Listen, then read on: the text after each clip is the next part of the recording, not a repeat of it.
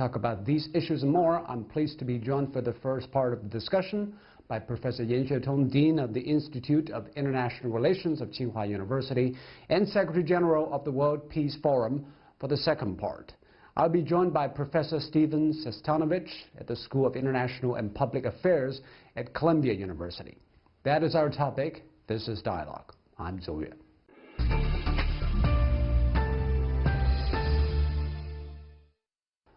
So Professor Yan, Henry Kissinger, the former Secretary of State of the U.S., recently wrote an article entitled "The Coronavirus Pandemic Will Forever Alter the World Order." His basic argument that the impact on the health system is temporary, but the impact on world economic and political order will be lasting. I was told you don't agree. Well, first, I think Kissinger's article has a very wide influence and in China and in the U.S. Well, personally, I think he regarded the impact of the pandemic issue as the World War II. It's not appropriate. And actually, the pandemic crisis is different from the World War II. World War II is a war between two groups of countries. So through the war, they can destroy some countries, like Japan and Germany. They are totally destroyed by the war. But the pandemic crisis cannot destroy any country. And no matter China or the U.S., even a small country, and you cannot destroy them by this pandemic, because the death rate of the pandemic is, by now, is not higher than 5%. So you cannot imagine that because of a loss of the 5% of the population, the country will totally ruined. That's impossible. But they will undermine their economy. No, they undermine some countries' economy, but actually this kind of damage cannot change the world that much, like the World War II.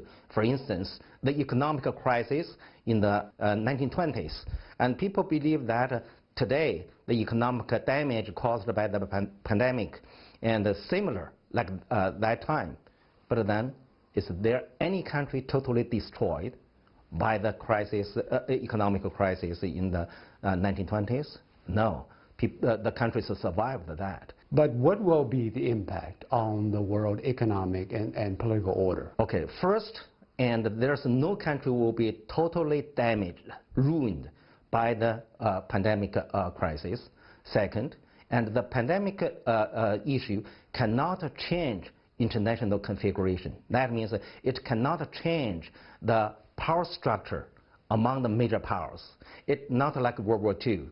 The power structure among major powers totally changed from the multipolarity to the bipolarity. This time, the bipolarity power structure will continue. Second, the World War II changed the major powers' relations. And this time, the pandemic didn't change the strategic relations among the major powers. Do you agree that this pandemic actually exacerbated the situation of a leaderless, orderless world? I would argue that actually we are moving toward a world without leadership. And people already argue that after the decline of American leadership, it's hardly to expect it. Any country provide a kind of leadership like what U.S. did during the period of post-Cold War. That's impossible. Why can't China fill the void? Because that kind of leadership must be based on unipolar structure. If China is not the only superpower in the world, that's impossible. That means China do not have that capability to provide a leadership. Leadership, first, based on your capability, and second, based on your strategic credibility, and third, based on your skill of the leadership. By now, I don't think China has this material capability or the base for provide a global leadership for the world. Okay, let's come back to China-U.S. relations. The U.S. government has changed its rhetorics towards China over the course of this pandemic. In the beginning, President Trump praised China's anti-coronavirus efforts, saying China was handling it pretty well. Then it's ratcheting up its rhetorics of criticism and accusations. What do you make of the response from the American government on China's response? Well, I think as soon as Trump came to power, and in 2019, I said that Trump is not a strong leadership. Trump is a weak leadership. It's not because he's not tough enough, because he's too tough and to insist on wrong policies. So that's why he undermines America's international leadership. And in the pandemic, he continued to undermine the Americans' leadership further. And my understanding, his response to this pandemic crisis is really reflect, and his leadership is weak, it's not strong. Why do you say that? Because Trump has been saying, I've been wrong on all the calls. Okay. Generally speaking, and in dealing with the crisis, it requires leadership have what? It's a prompt judgment and decision. So in front of a crisis, it requires a quick response. So this time you can see, Trump hesitated to make any decision. So just what you said, that he shifted back and forth because he hesitated to make a decision. That shows his weakness in dealing with a crisis. But as a result, it has brought about a lot of tit-for-tat exchanges between the two governments. And what do you suggest the Chinese government's reacting to those kind of accusations from the U.S. saying, well, this is a Chinese virus, you should pay the world for what has been damaged? Well, first, I think this kind of conflicts will escalating in the future. I don't think it will stop here or become diluted or becomes unimportant. And it seems to me it will become worse and worse. And the second, I will say that, and if you ask me what we should do in front of the Americans' accusation about China's policy, I think we should respond in a diplomatic way, and shows our diplomatic capability. That means when they use a very rude language to launch the diplomatic war, we should respond with very moderate and widely accepted and widely appreciated diplomatic languages, rather than to respond in, like you use the term, tit-for-tat, the same language. And you know, in terms of diplomacy, the language is very important. You said that this is an era of bipolar world. What do you mean by bipolar world, and how it will evolve down the road? Bipolarity refers to a kind of international configuration with two superpowers. And these two countries have a comprehensive national capability, much larger than the other major powers. And so if you look at today, only China and the US and have the GDP and over 10 trillion. All of the other countries, even the third of the Japan, and is around and half trillion, right? And like that.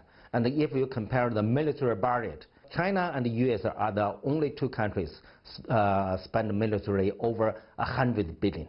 So nowadays, if you cannot find a third country have the similar and material capability, so the world is bipolar. So the trend will continue, and like that, China and the US will narrow their power gap between themselves. Meanwhile, the two countries simultaneously, and enlarge the power gap with the rest of the world. So that's why the bipolar world and is already established. What does it mean for the rest of the world? If they're lagged behind so much, will they be choosing sides at last? Exactly. I think this is a very good observation. Because we are moving from the unipolar world into a bipolar world, so all of the other countries will have to taking sides between China or the US. But this time, and these countries becomes clever. They no longer taking sides like what they did during the Cold War between U.S. and Soviet Union by ideology. But this time, they're taking sides by two sides simultaneously. They're taking sides with China on A issue, meanwhile take the side with the U.S. on the B issue. And the most typical thing is that, and taking sides with China on economic cooperation and taking sides with the U.S. For security cooperation. This time, just now you mentioned, even during the anti-pandemic work, they're taking sides. We call it hedging, what they do. And in terms of international cooperation, anti-pandemic, they're taking sides with China. In terms of looking for the responsibility for the resources of the pandemic, they take sides with the U.S. So this kind of hedging strategy becomes very popular. But this pandemic also laid bare the problem of the vulnerability of the two major economies when they are so interdependent on each other. Yeah. Do you think this will accelerate the decoupling of the number one and number two economies? Oh, first, the decoupling started from the 2018, not this year. And U.S. decoupling policy toward China is a strategic concern. It's not a pandemic concern. And no matter there's a pandemic or not, and the U.S. will continue the policy. That's why we see that even after the pandemic, U.S. continue to set up new sanctions on Chinese the electric communication companies. So what does it mean? It means because China and the U.S. compete in a different age. We call it digital age. In digital age, the national capability and heavily based on digital technology. That means the national wealth mainly generated from the digital economy. National security heavily rests on the cyber security. So both security and wealth closely, directly, and heavily rely on the digital economy. So U.S. decoupling policy with China, mainly on the digital economy, will be the strategic, the national strategy or long-term strategy. It's not a technique used for election or for dealing market or trade war. So that means no matter we have the pandemic or not, no matter Trump is in power or not, and the U.S. will continue this kind of decoupling strategy. So it's very likely we will see two parallel universes, two parallel systems in the future. I cannot say sure, very certain, but I will say it's possible. And America have the GPS. China has a Beidou. The Beidou system will be totally implemented and by this year. And then you already find the internet becomes already segmented. And so in the future, and the U.S. is now working on its own 5G technology, different technology from the Huawei. So there are two 5G systems also possible. So that's why the UN Secretary Guterres had last year, he said that now we are facing two bipolar world with the two separated and digital system. Well, thank you very much. Thank on you. that realistic note. Thank you, Professor Yan.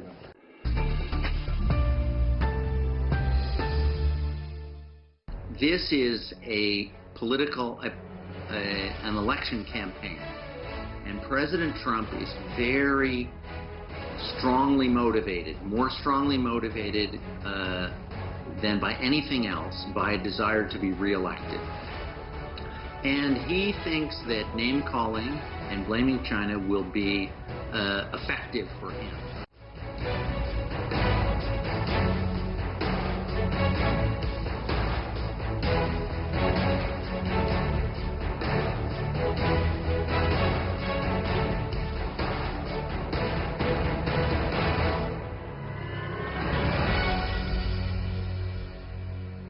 Welcome back. Now I'm honored to be joined by Professor Steven Sestanovich at the School of International and Public Affairs at Columbia University He was an ambassador at large and special advisor to the Secretary of the new independent states in the U.S. State Department.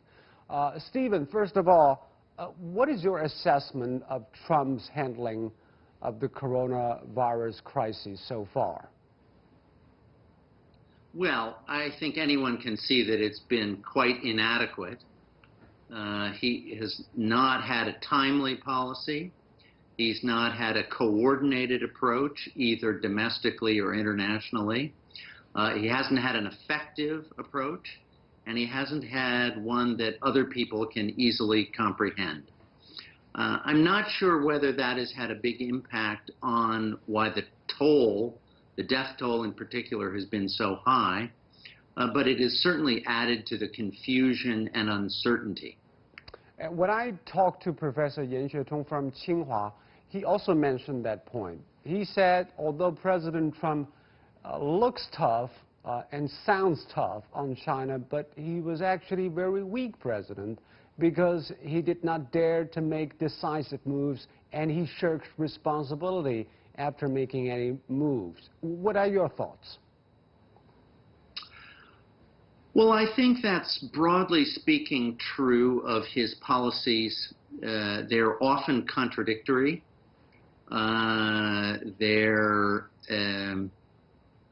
He's very bad at generating support for them. Now, of his policy toward China, I would say that this is true in one respect, that they're not well thought out, they're not very well implemented, or conceived. But I would contrast the policy toward China with other policies in one respect. That is, they've generated more support. And the reason is that there are many concerns that Americans share with President Trump about China's policy. Those concerns have been growing, and it makes it easier for him to get support for a policy that doesn't make very much sense. But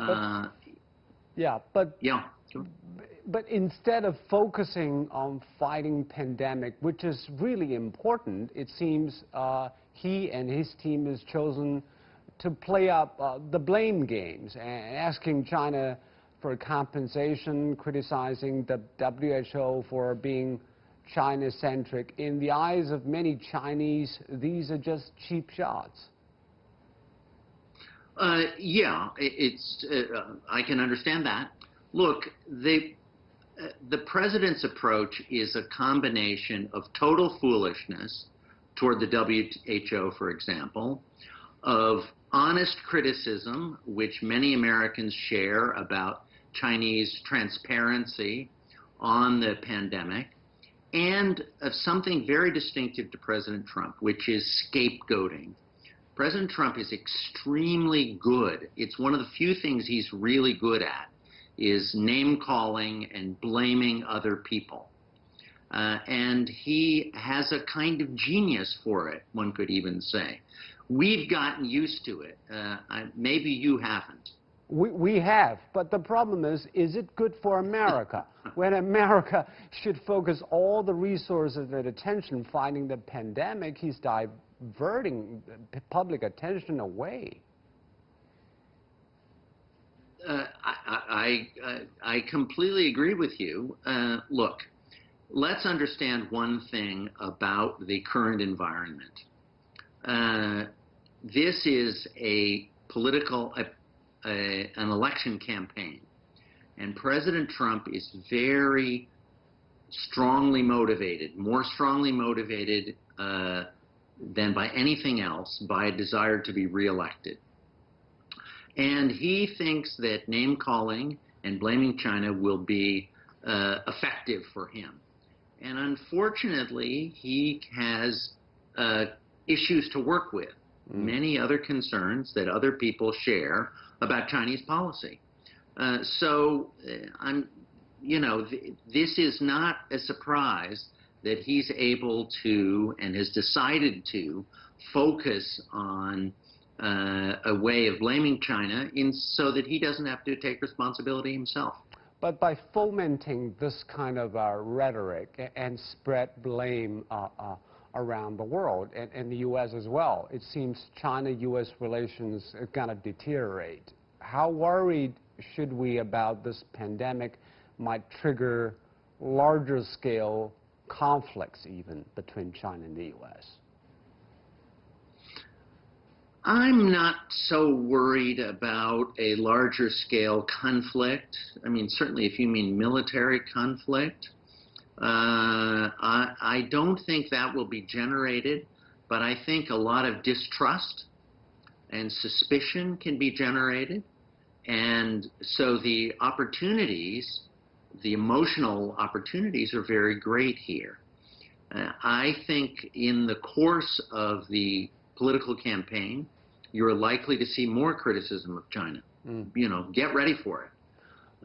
I think, though, that when the campaign is over, particularly if you have a Biden administration, they will forge a more thoughtful, comprehensive, and strategic approach to relations with China. But don't you believe the atmosphere? Go ahead. The atmosphere of the election campaign is a particular one that can pass. But during this election cycle, both parties think that it's politically convenient to blame China, and that will result in a toxic environment among the American public against China. Don't you think that's kind of dangerous when it will become a self-fulfilling prophecy? You know, I think there is a risk of this, and governments around the world need to make decisions about how to de-escalate the rhetoric. I think it would be very appropriate for China to take a broader approach, which would signal to other countries that there is not an effort being made to gain any political advantage from this crisis. And Dr. Kissinger, Henry Kissinger, the former head of Secretary of State, warned that the coronavirus will change the current world order. Do you think the pandemic will change the global order? I think it is posing challenges to all major governments and to all societies. Kissinger said that governments need to reach agreement on how to deal with the public health issues. They need to reach agreement on how to deal with the economic issues. And he said more broadly that they need to find principles for cooperation on other issues. Henry Kissinger, you may remember, has said that international order can't just be based on a balance of power. It has to be based on what he called a moral consensus. And I think what he means by that is an understanding of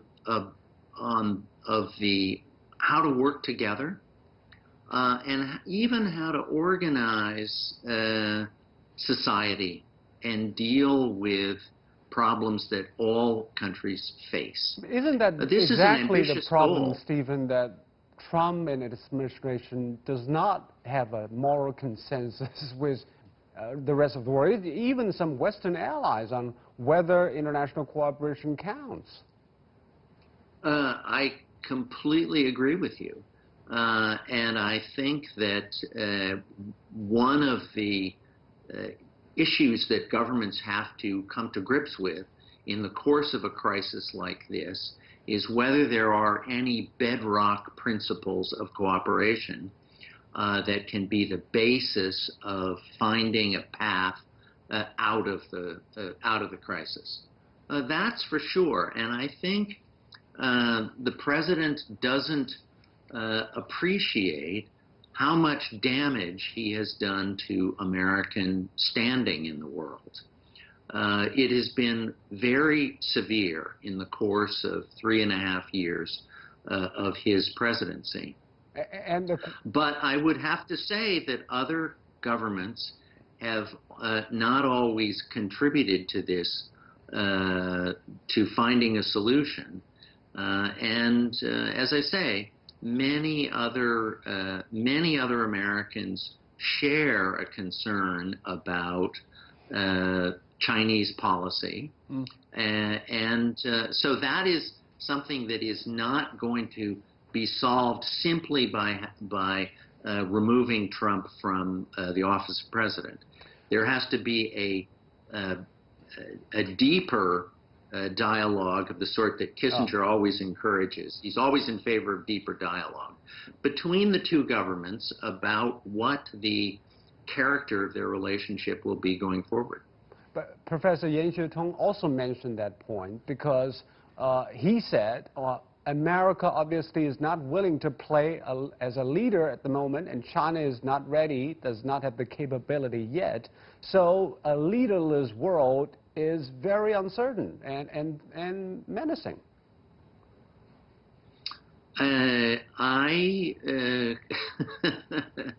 I completely agree with you. I think, you know, this would not be true in the same way under any other American president. As I said, I don't think the president is aware of how much damage he has done to America's standing. I think American friends abroad and observers who think that it's impossible to alter or reverse this kind of strategy are mistaken. I think a new president next year will actually find it not so difficult to restore relations with American allies and friends and partners. I don't think it will be difficult for a Biden administration, for example, to rejoin the climate talks, to rejoin the Iran agreement, to participate in the ways that American presidents have in the past in international affairs. I do think that the relationship with China will be an extremely complex one. Okay. And it will be one of the hardest issues for a new administration to grapple with, because it's not simply a case that you can move to back to simply have a kind of restoration of previous policies. Yeah. It's definitely got to be more complicated down the road. Well, we are running out of time. Course. Thank you very much, Stephen. Yeah. Thank you. A pleasure. And you've been watching Dialogue here on CGTN. I'm Joe in Beijing. Thanks so much for watching.